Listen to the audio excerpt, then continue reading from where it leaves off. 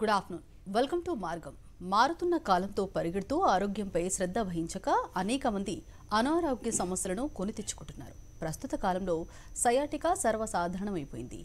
తుంటి నుండి వెనకవైపు అలాగే కాలు పిక్కల్లోనూ విపరీతమైన నొప్పి, తిమ్మిరిగా ఉండటం, సూదులుగా పొడిచినట్లుండటం సయాటికా నొప్పిని సూచిస్తాయి.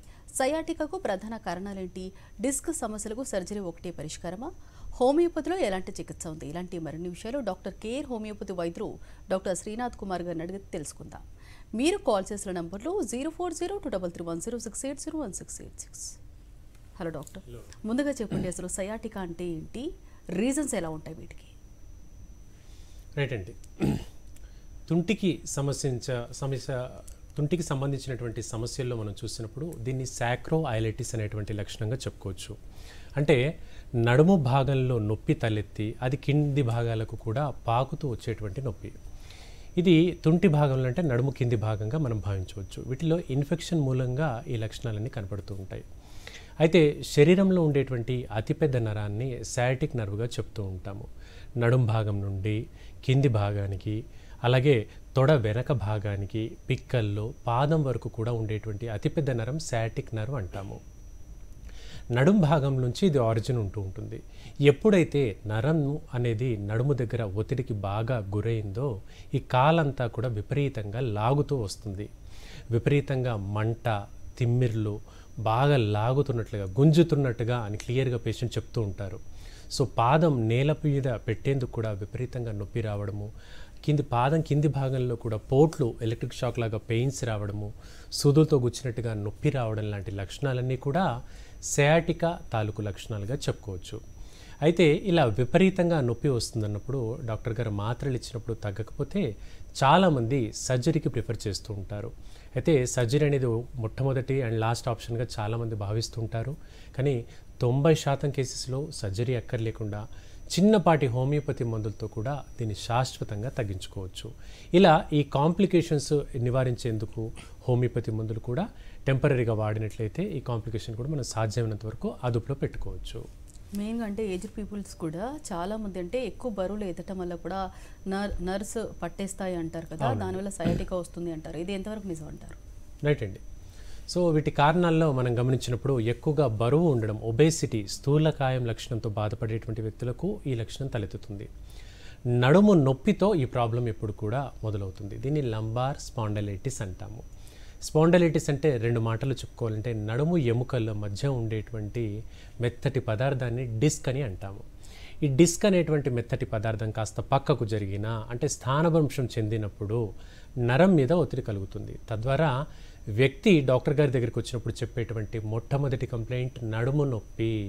విపరీతంగా నడుము నొప్పి వస్తుందండి, కూర్చున్నప్పుడు పడుకున్నప్పుడు నొప్పి అధికంగా ఉంటుంది, ముఖ్యంగా నడిచేటప్పుడు నడుము నొప్పి చాలా అధికంగా ఉంది, దాంతో పాటుగా కాలు లాగుతూ వస్తుందండి, విపరీతంగా కాలంతా కూడా తిమ్మిర్లు వస్తున్నాయి, ఈ లక్షణం మొదలవుతుంది.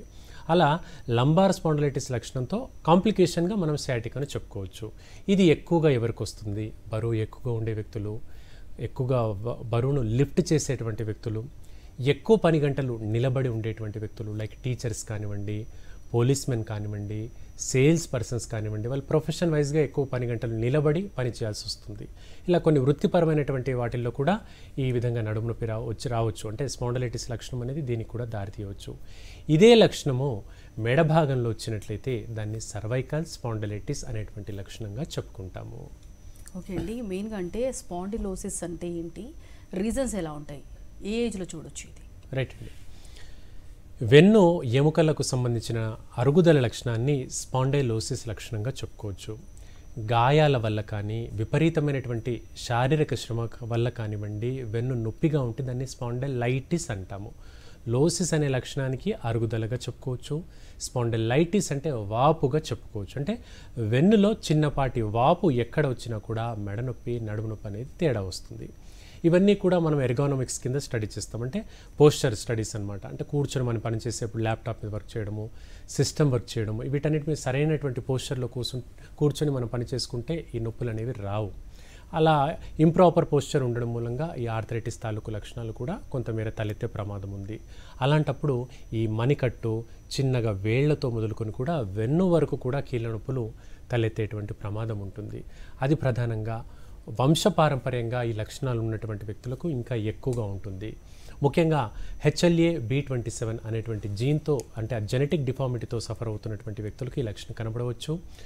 మేనరికము వివాహం చేసుకున్నటువంటి వ్యక్తుల్లో కూడా, అలాగే మదర్కి కీళ్ళ నొప్పులు ఉన్నట్లయితే వాళ్ళ పిల్లల్లో కూడా ఇవి ఎక్కువగా ఈ లక్షణాలు కనిపిస్తూ ఉంటాయి.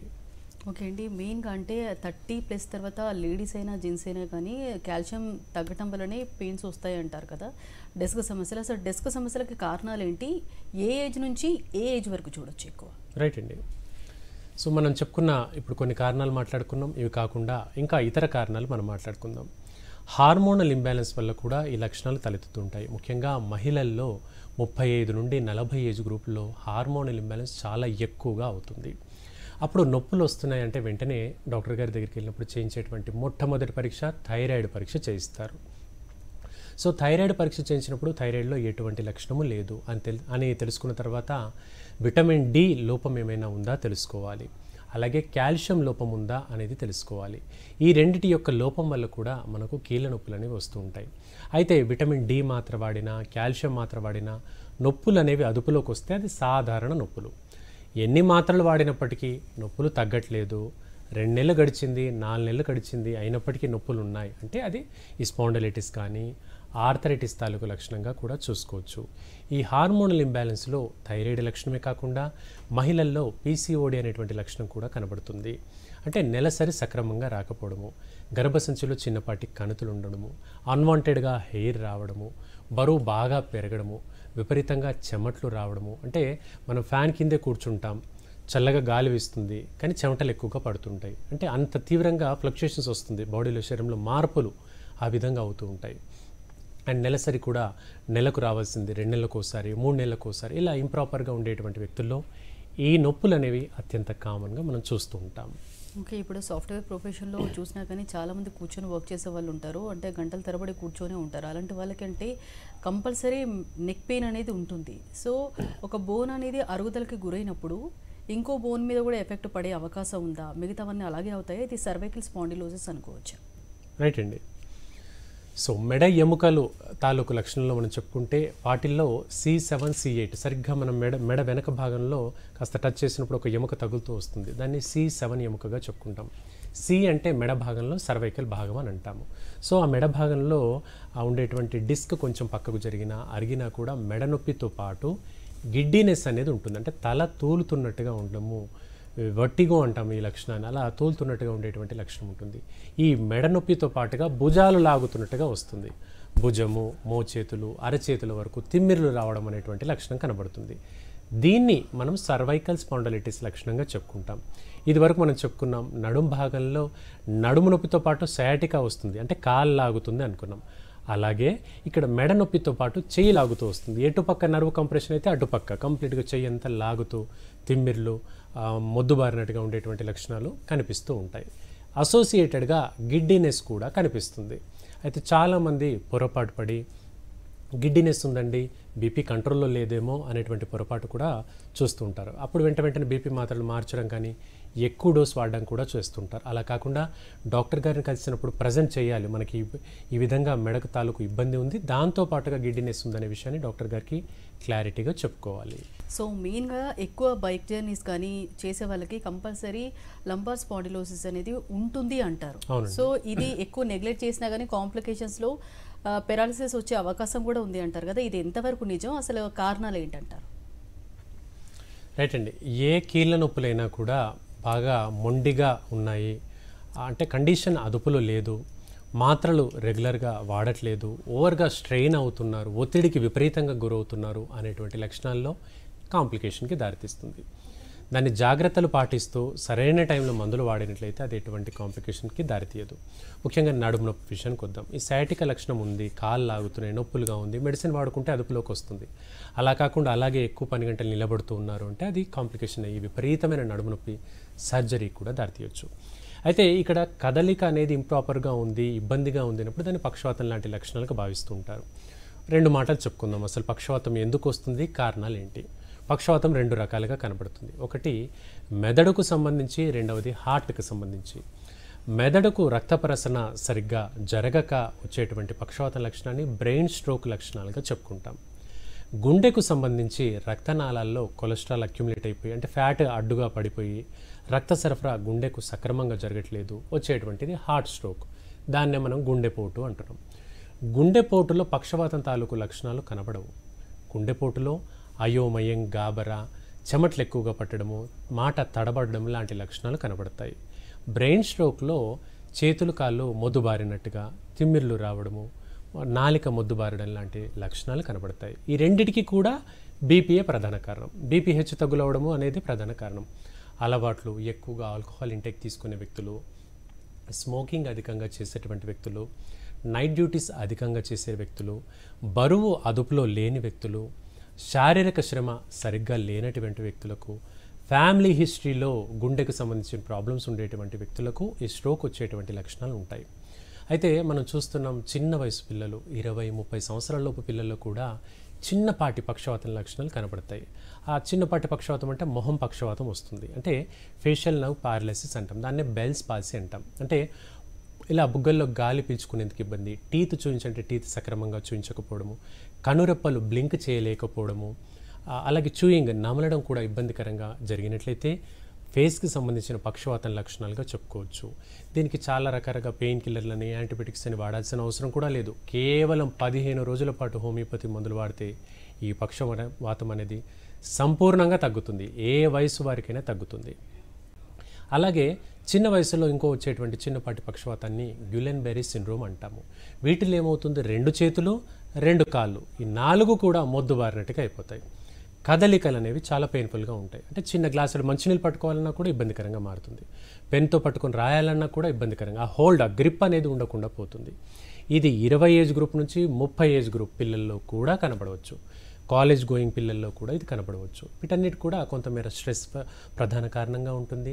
ఫ్యామిలీ ట్రేట్లో ఉండేటువంటి లక్షణాలు, అలాగే వంశపారంపర్యంగా రక్తంలో డిజార్డర్స్, అంటే రక్త సరఫరాలకు సంబంధించినటువంటి డిజార్డర్స్ వల్ల కూడా లక్షణాలు తలెత్తుతాయి. సో ఇవన్నీ ఆ లక్షణాలు కనబడ్డప్పుడే తొందరగానే డాక్టర్ గారిని సంప్రదించాలి. వారం 10 రోజులకు మించి అశ్రద్ధ చేయకూడదు. అశ్రద్ధ చేసినట్లయితే కోలుకోలేని దెబ్బ ఉంటుంది. అంటే కొన్ని నెలల తరబడి, సంవత్సరాల తరబడి కూడా చికిత్స అందకుండా బెడ్ రిడన్ అయ్యే అవకాశాలు కూడా కనపడతాయి. ఓకే అండి, ఆర్థరైటిస్కి అలాగే స్పాండిలోసిస్కి ఏమైనా వ్యత్యాసం ఉందా? రైట్ అండి. సో మనం చెప్పుకున్నాం స్పాండిలైటిస్ లక్షణం వెన్నుకు సంబంధించిన లక్షణంగా చెప్పుకున్నాం, మెడ నొప్పి, నడుము నొప్పి అనుకున్నాం. ఇక ఆర్థరైటిస్ లక్షణంలో మనం చూసినప్పుడు కీళ్ళ వాతం తాలూకు లక్షణాన్ని ఆర్థరైటిస్ అంటాము. కీళ్ళ వాతం, వాతంలో ఏంటండి తేడా అంటే నొప్పి ఉంటుంది, దాంతోపాటు స్వెల్లింగ్ ఉంటుంది, వాపు ఉంటుంది. ఉదాహరణకు మనకు మణికట్టు దగ్గర ఇబ్బంది అయింది. సో ఈ నొప్పితో పాటు ఇక్కడంతా కూడా స్వెల్లింగ్ ఉంటుంది. అది టచ్ చేసి చూస్తే రెడ్గా, అలాగే కొంచెం వేడిగా అనిపించడం దాని యొక్క లక్షణం. అది ఆర్థరైటిస్ తాలూకు లక్షణంగా చెప్పుకోవచ్చు. అది మోచేతి భాగంలో, చిన్న జాయింట్లో మణికట్టు, ఈ వేళ్ల మధ్య భాగము, భుజాలు, అలా ప్రతి పెద్ద జాయింట్ వరకు కూడా స్ప్రెడ్ అయ్యే అవకాశం ఉండేటువంటి లక్షణాన్ని ఆర్థరైటిస్ లక్షణంగా చెప్పుకుంటాం. వీటిలో కూడా పలు రకాలు ఉంటాయి. శరీరంలో బ్లడ్లో యూరిక్ యాసిడ్ స్థాయి బాగా పెరిగినప్పుడు వచ్చేటువంటి ఆర్థరైటిస్ని గౌటీ ఆర్థరైటిస్ అంటాము. ఈ గౌటీ ఆర్థరైటిస్ అనేది యూరిక్ యాసిడ్ స్థాయి 6కు మించి ఎక్కువగా ఉంటే, బ్లడ్ టెస్ట్ చేసినప్పుడు 6కు మించి ఎక్కువ దాని యొక్క వాల్యూ వస్తే దాన్ని గౌటీ ఆర్థరైటిస్ అంటాం. ఎవరికి ఎక్కువగా వస్తుంది? బరువు ఎక్కువగా ఉండే వ్యక్తులు, ఆల్కహాల్ ఇంటేక్ అధికంగా ఉండే వ్యక్తులు, నాన్ వెజ్ అధికంగా తీసుకునే వ్యక్తులు. ఈ 3 యాక్టివిటీస్ ఉండేటువంటి వ్యక్తులు ఖచ్చితంగా గౌటీ ఆర్థరైటిస్ వచ్చే అవకాశం ఎక్కువగా ఉంటుంది. ఇది గౌటీ ఆర్థరైటిస్ తాలూకు లక్షణాలు అని మనం చెప్పుకున్నాం. సో ఈ డైట్ మేనేజ్ చేస్తూ మెడికేషన్ హోమియోపతి వాడినట్లయితే ఈ 2 ఆర్థరైటిస్ని కూడా ఎలాంటి పెయిన్ కిల్లర్లు అక్కర్లేకుండా కంప్లీట్గా తగ్గించుకోవచ్చు. ఓకే అండి, మెయిన్గా మరి డిస్కైటిస్ అంటే ఏంటంటారు? వీటికి రీజన్స్ ఎలా ఉంటాయి? రైట్ అండి. కొందరు అబ్నార్మల్ పోస్చర్లో బరువును లిఫ్ట్ చేయడం చూస్తాం. అంటే మన శరీరం ఒక 10 కిలోల వరకు వెయిట్ లిఫ్ట్ చేయగలదు, కానీ మనం ఒక 25 కిలోల బరువు ఎక్కువగా లిఫ్ట్ చేయాలనుకుంటున్నాం. అప్పుడు బాగా బెండే ఆ బరువును లిఫ్ట్ చేస్తూ ఉంటాం. దానివల్ల వెన్ను మీద ప్రెషర్ పడుతుంది.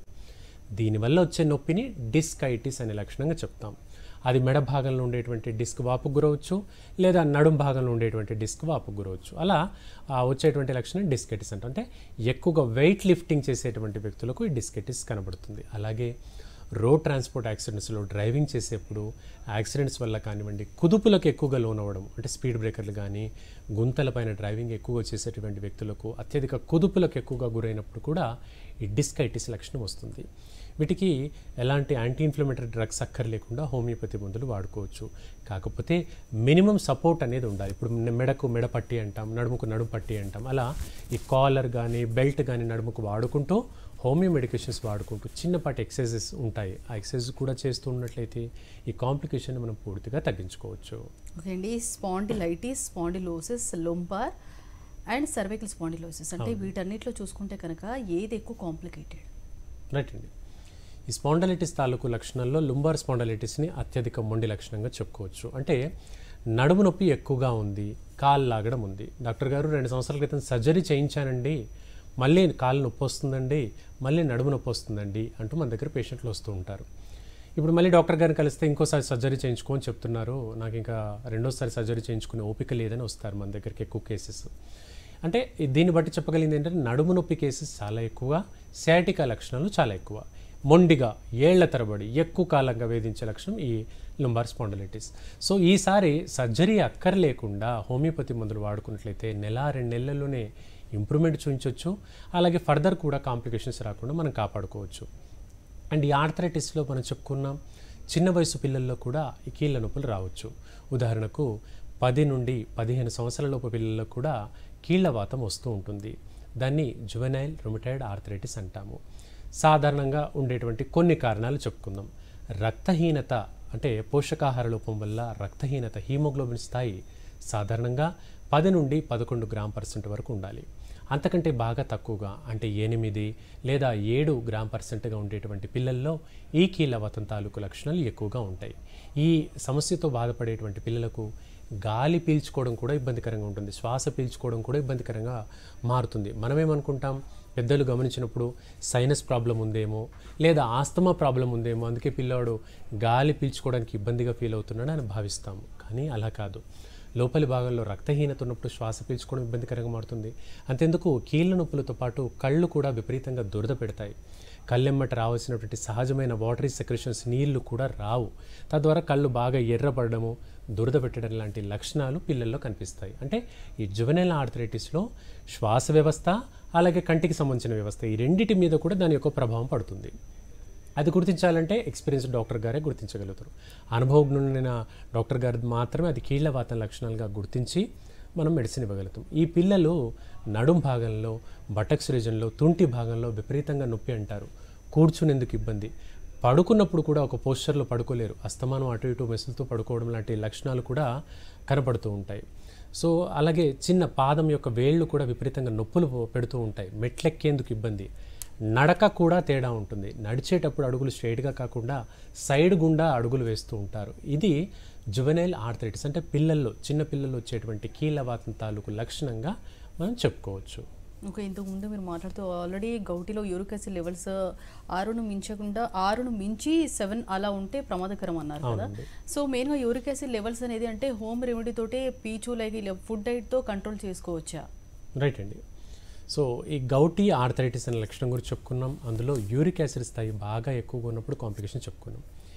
ఇవి కొంతమేర డైట్ మేనేజ్మెంట్ అంటే వాటర్ కంటెంట్ ఎక్కువగా తీసుకోవడము, సీ ఫుడ్ ఎక్కువగా తీసుకోవడము, పల్సెస్ని, పప్పు దినుసుల్ని కాస్త తగ్గించడము, ఆల్కహాల్ని తగ్గించడము, ఇవి చేస్తే కొంతమేర అదుపులో ఉంటుంది. కానీ కేవలం ఇవి చేసి గౌటును సంపూర్ణంగా తగ్గించలేము. ఈ మధ్య చాలామంది మన దగ్గర కేసు వస్తున్నారు, డయాబెటీస్ కానీ థైరాయిడ్ కానీ మందులు అక్కర్లేకుండా పలానా డైట్ తీసుకుంటే తగ్గుతుంది అనేటువంటి అపోహలకు గురవుతుంటున్నారు. కానీ ఏ డైట్ మేనేజ్ చేసినా కూడా మెడిసిన్ అనేది ఖచ్చితంగా వాడుకోవాలి. ఇప్పుడు ఈ గౌటీ ఆర్థరైటిస్ విషయంలో మనం చూసుకున్నప్పుడు కీళ్ళ నొప్పులతో పాటు ఏ జాయింట్ అయితే ఎఫెక్ట్ అయిందో ఆ జాయింట్ దగ్గర ఒక చిన్నపాటి కణితి ఏర్పడుతుంది, ఒక గడ్డ ఏర్పడుతుంది.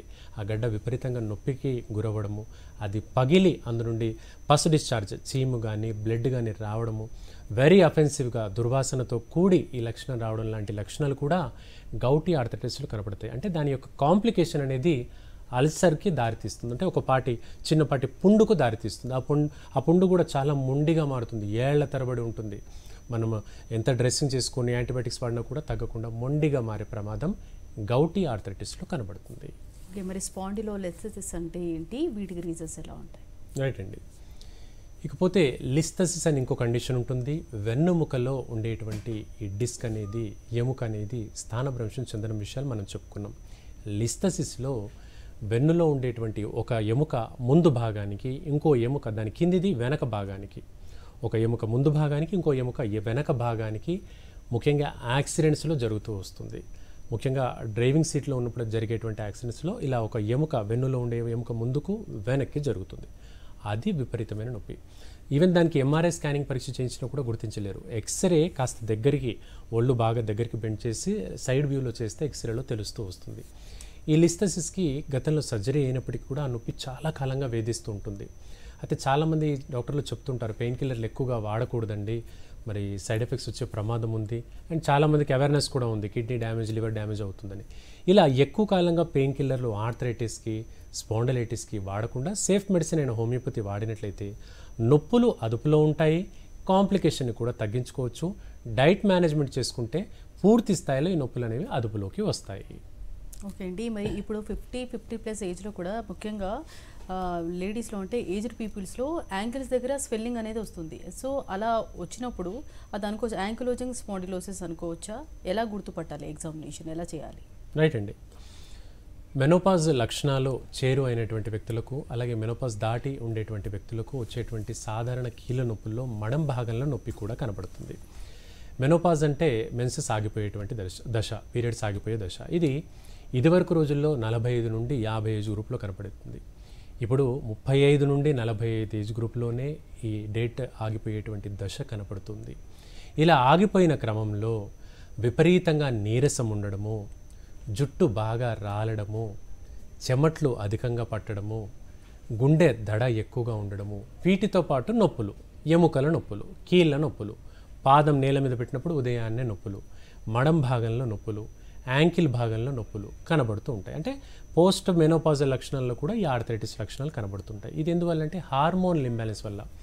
ఎముకలకు సంబంధించి ఉండేటువంటి హార్మోను, కాల్షియము అనేవి బాగా లోపానికి గురవుతాయి.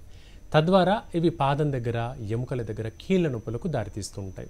వీటికి సపోర్టివ్గా కాల్షియం మాత్రలు, విటమిన్ డి మాత్రలు వాడుతూ హోమియోపతి మందులు కూడా వాడినట్లయితే పెద్దగా ఎక్స్రే పరీక్షలు, స్కానింగ్ పరీక్షలు, ఇంజెక్షన్స్ లాంటివి అక్కర్లేకుండా ఇవన్నీ కూడా పూర్తిగా అదుపులో పెట్టొచ్చు. అలాగే చలికాలంలో ఈ మడ భాగంలో నొప్పులు వచ్చే అవకాశం కూడా ఉంటుంది. దాన్ని బర్సైటిస్ అనేటువంటి లక్షణంగా చెప్పుకోవచ్చు. ఓకే అండి, స్పాండిలోసిస్ గురించి అలాగే ఆర్థరైటిస్ గురించి చాలా డీటెయిల్గా చెప్పారండి. Thank you so much.